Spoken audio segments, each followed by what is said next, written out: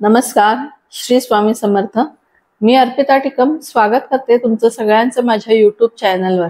जुलै महिन्यापासून आपण साप्ताहिक राशी भविष्याबरोबरच मासिक राशी भविष्य देखील पाहणार आहोत।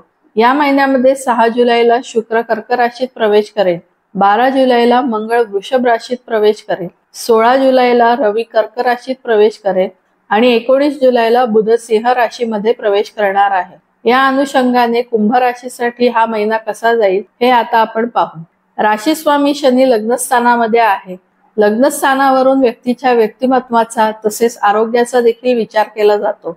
शनी लग्नस्थानामध्ये वक्री झालेला आहे। तुम्ही जर आधीचे 6 महिने खूप मेहनत केली असेल तर शनी महाराज पुढचे 6 महिने तुम्हाला यश प्रदान करणार आहे। आरोग्य उत्तम राहील। तुमच्या चिकाटीमध्ये वाढ होणार आहे, त्यामुळे तुमच्या कार्यक्षेत्रामध्ये तुम्हाला यशप्राप्ती होईल। धनेश गुरु चतुर्थ स्थानात आहे। धनस्थानावरून प्रामुख्याने आर्थिक तसेच कौटुंबिक सौख्याचा विचार केला जातो। धनेश गुरु घर किंवा वाहन यांच्या गुंतवणुकीतून फायदा करून देईल। आईकडून देखील फायदा होण्याची शक्यता आहे।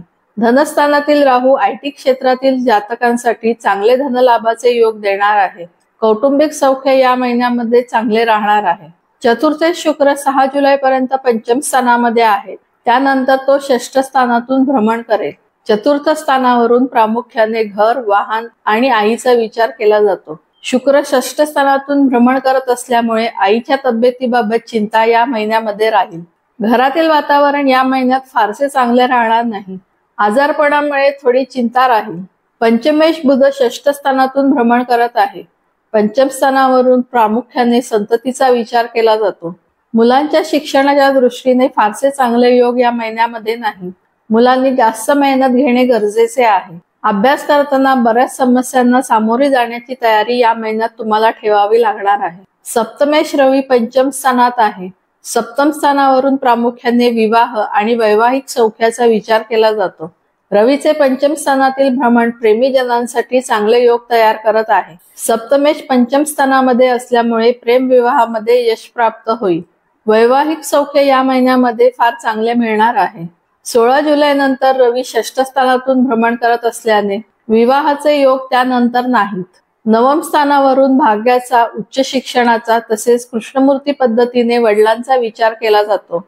भाग्येश शुक्र 6 जुलै नंतर षष्ठ स्थानातून भ्रमण करत आहे, त्यामुळे भाग्येशाची फारशी साथ तुम्हाला मिळणार नाही। दशमेश मंगळ 12 जुलैपर्यंत तृतीय स्थानामध्ये आहे। दशम स्थानावरून प्रामुख्याने नोकरीचा विचार केला जातो। मंगळाचे तृतीय स्थानातील भ्रमण तुम्हाला कामानिमित्ताने प्रवासाचे योग जास्त देणार आहे। 12 जुलै नंतर मंगळ चतुर्थ स्थानामध्ये प्रवेश करेल, त्यामुळे त्यानंतर तुम्हाला कामामध्ये थोडा आराम मिळेल।